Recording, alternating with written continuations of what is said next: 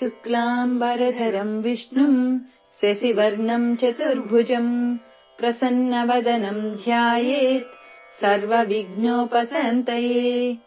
यस्य द्विरदवक्त्राद्याः पारिषद्याः परस्यतम् विघ्नम् निघ्नन्ति सततम् विश्वक्सेनम् तमाश्रये। శ్రీ గురుభ్యో నమః. ఇప్పటి వరకు మనం శ్రీ విష్ణు సహస్రనామ స్తోత్రంలో 65వ శ్లోకం వరకు నేర్చుకున్నాం. ఈరోజు 66వ శ్లోకం నుండి 70వ శ్లోకం వరకు నేర్చుకుందాం. 66వ శ్లోకం.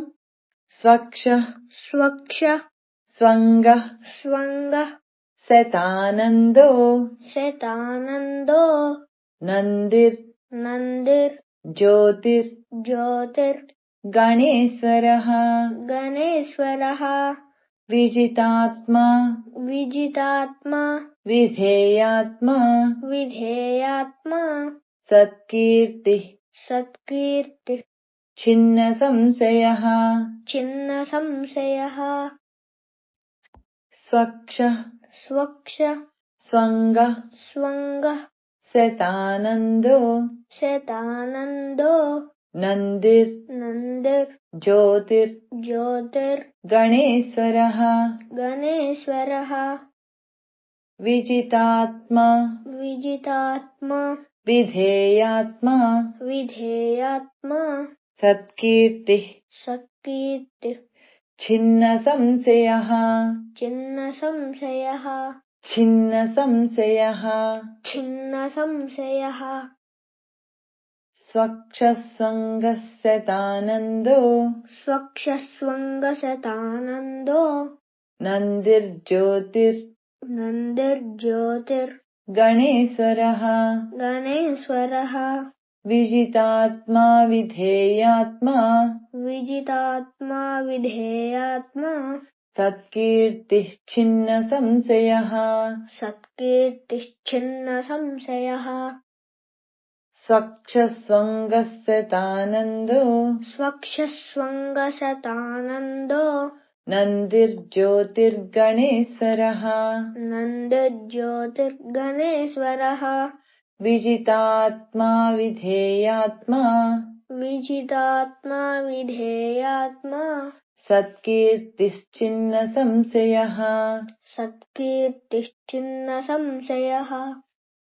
స్వక్షస్వంగ శతానందో నందిర్జ్యోతిర్గణేశ్వరః స్వక్షస్వంగ శతానందో నందిర్జ్యోతిర్గణేశ్వరః విజితాత్మా విధేయాత్మా సత్కీర్తిశ్చిన్న సంశయః విజితాత్మా విధేయాత్మా సత్కీర్తిశ్చిన్న సంశయః. స్వక్షస్వంగ శతానందో నందిర్జ్యోతిర్గణేశ్వరః స్వక్షస్వంగ శతానందో నందిర్జ్యోతిర్గణేశ్వరః విజితాత్మా విధేయాత్మా సత్కీర్తిశ్చిన్న సంశయః విజితాత్మా విధేయాత్మా సత్కీర్తిశ్చిన్న సంశయః. స్వక్షస్వంగ శతానందో నందిర్జ్యోతిర్గణేశ్వరః స్వక్షస్వంగ శతానందో నందిర్జ్యోతిర్గణేశ్వరః విజితాత్మా విధేయాత్మా సత్కీర్తిశ్చిన్న సంశయః విజితాత్మా విధేయాత్మా సత్కీర్తిశ్చిన్న సంశయః. 67వ శ్లోకం. ఉదీర్ణ ఉదీర్ణ సర్వతశ్చక్షు సర్వతశ్చక్షు అనీశ అనీశ శాశ్వతస్థిరః శాశ్వతస్థిరః భూషయో భూషయో భూషణో భూషణో భూతిర్ భూతిర్ విశోకః విశోకః శోకనాశనః శోకనాశనః. ఉదీర్ణ ఉదీర్ణ सर्वतश्चक्षु सर्वतश्चक्षुः अनीशः अनीशः शाश्वतस्थिरः शाश्वतस्थिरः भूषयो भूषयो भूषणो भूषणो भूतिर्विशोकः विशोकः शोकनाशनः शोकनाशनः उदीर्णः सर्वतश्चक्षुर् उदीर्णः सर्वतश्चक्षुः अनीशः शाश्वतस्थिरः अनीशः शाश्वतस्थिरः भूषयो भूषणो भूषयो भूषणो विशोकः शोकनाशनः विशोकः शोकनाशनः उदीर्णः सर्वतश्चक्षुर् उदीर्णः सर्वतश्चक्षुः अनीशः शाश्वतस्थिरः अनीशः शाश्वतस्थिरः भूषयो भूषणो भूषयो भूषणो विशोकः शोकनाशनः विशोकः शोकनाशनः उदीर्णः सर्वतश्चक्षुर् उदीर्णः सर्वतश्चक्षुः अनीशः शाश्वतस्थिरः अनीशः शाश्वतस्थिरः भूषयो भूषणो भूषयो भूषणो विशोकः शोकनाशनः विशोकः शोकनाशनः उदीर्णः सर्वतश्चक्षुरनीशः शाश्वतस्थिरः उदीर्णः सर्वतश्चक्षुरनीशः शाश्वतस्थिरः भूषयो भूषणो विशोकः शोकनाशनः भूषयो भूषणो विशोकः शोकनाशनः उदीर्णः सर्वतश्चक्षुरनीशः शाश्वतस्थिरः उदीर्णः सर्वतश्चक्षुरनीशः शाश्वतस्थिरः भूषयो भूषणो विशोकः शोकनाशनः भूषयो भूषणो विशोकः शोकनाशनः 68వ శ్లోకం अर्चिष्मान् अर्चिष्मान् अर्चितः अर्चितः कुम्भो विशुद्धात्मा विशोधनः अनिरुद्धो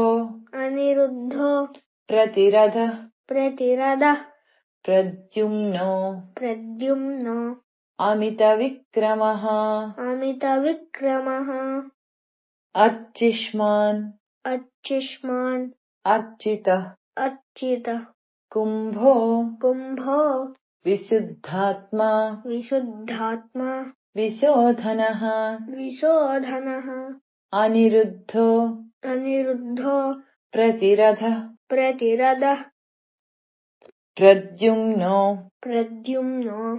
अमितविक्रमः अर्चिष्मान् अर्चितः कुम्भो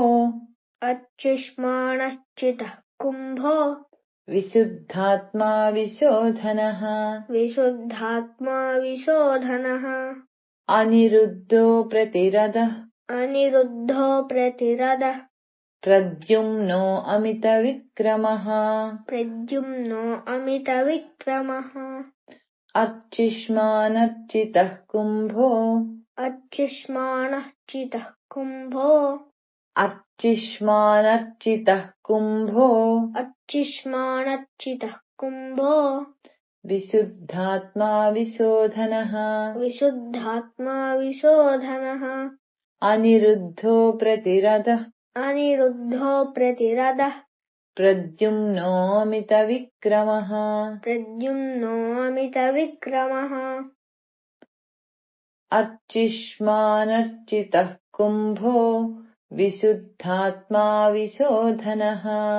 अर्चिष्मानर्चितः कुम्भो विशुद्धात्मा विशोधनः अनिरुद्धो प्रतिरथः प्रद्युम्नोऽमितविक्रमः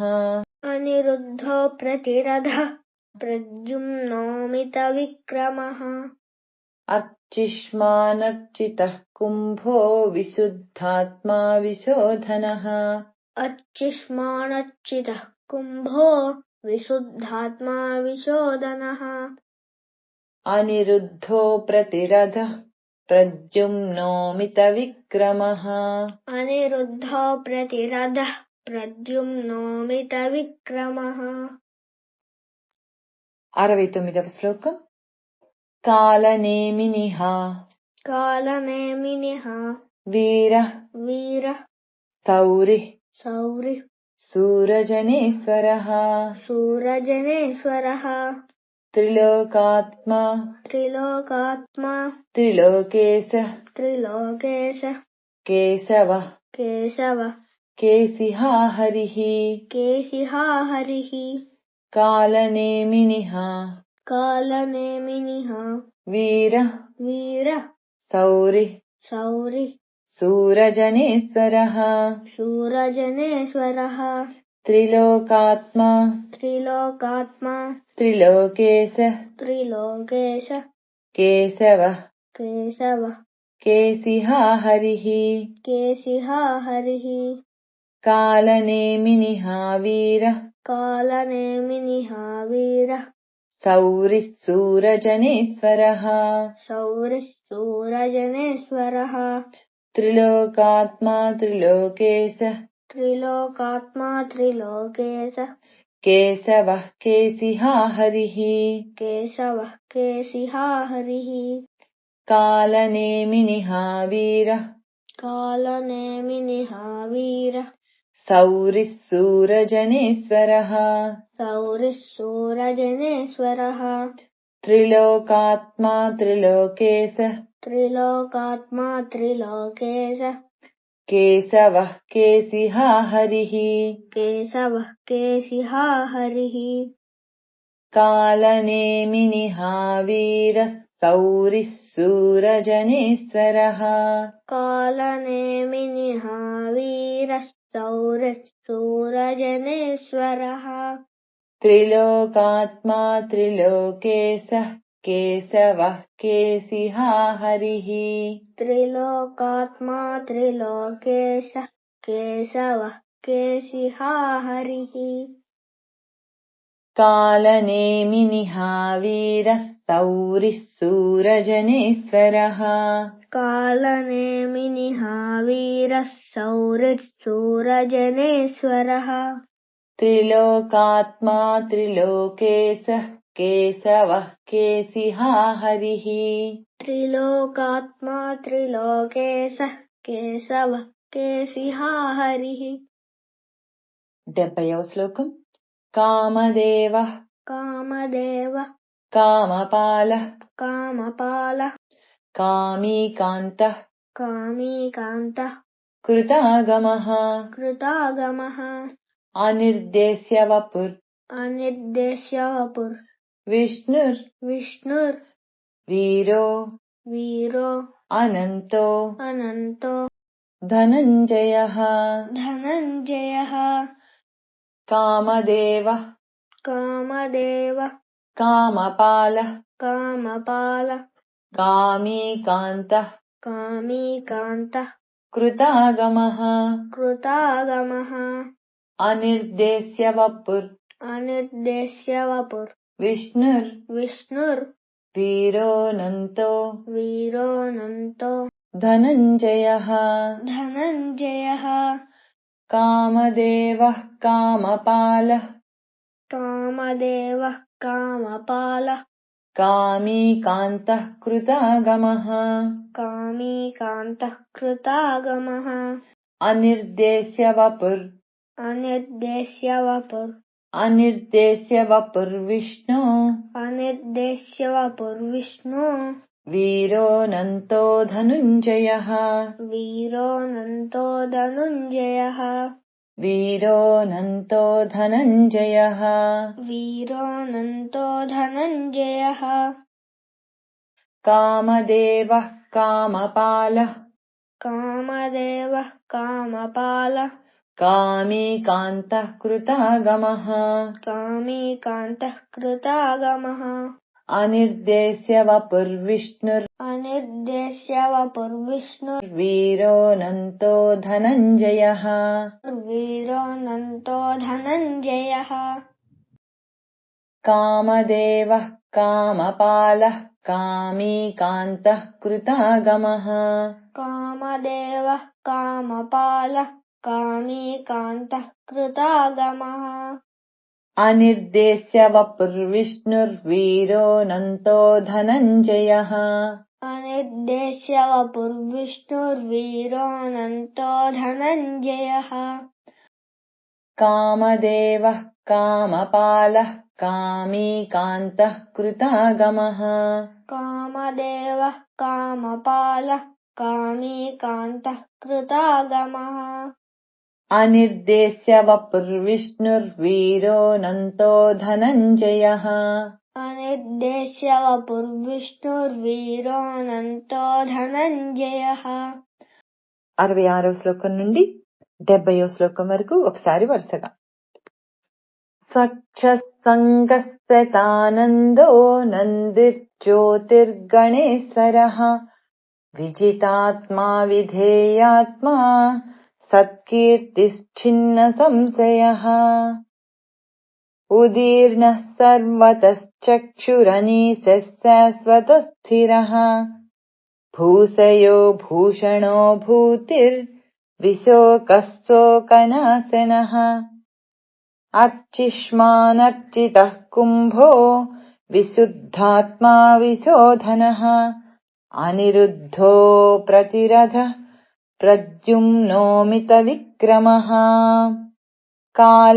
కాలనేమినిహావీరः సౌరిः శూరజనేశ్వరः త్రిలోకాత్మా త్రిలోకేశः కేశవः కేశిహా హరిः కామదేవः కామపాలः కామీకాంతః కృతాగమः అనిర్దేశ్య వపుర్విష్ణుర్వీరోనంతో ధనంజయః.